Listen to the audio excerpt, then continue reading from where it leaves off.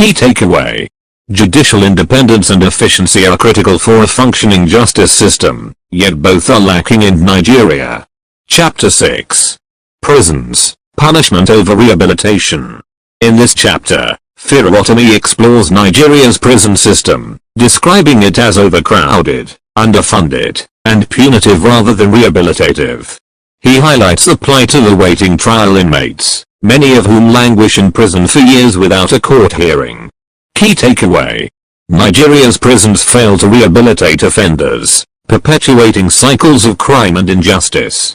Chapter 7. The Plight of the Marginalized. Farotimi discusses how the poor and marginalized suffer the most under the current system.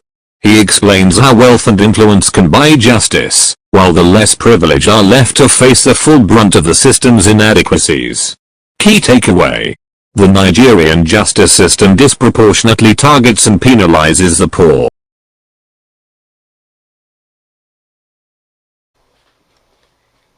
If the truth sets you free, why then is prolific author and social activist Dele Farotimi still locked up behind bars by the Nigerian government?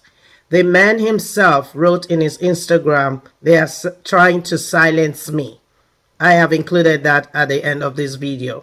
Watch his video.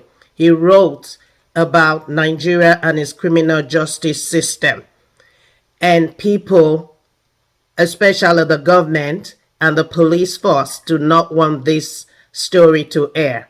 But you cannot cover it up. You can't cover the truth. It might take a while, but it comes out. And most of the things that he wrote in his book are common knowledge anyways. Watch this video and see. The fact on the ground is that you have had 7 years of APC.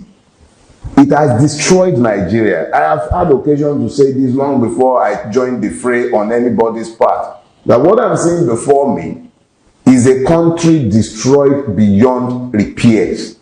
What you might do is to reimagine that country and then begin to put it back together in its new form. When you are now bringing a Bola Ahmed Tinubu, who can barely stand the rigors of questions, he can't even stand the rigors of questions. He has to read from prepared text, poking his hand, his finger in his mouth, and then you bring a battery of experts to come and be answering the questions that we can obviously see that you cannot answer.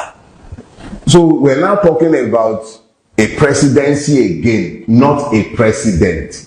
So there is a disaster waiting to succeed a disaster. Nigeria won't survive such a person.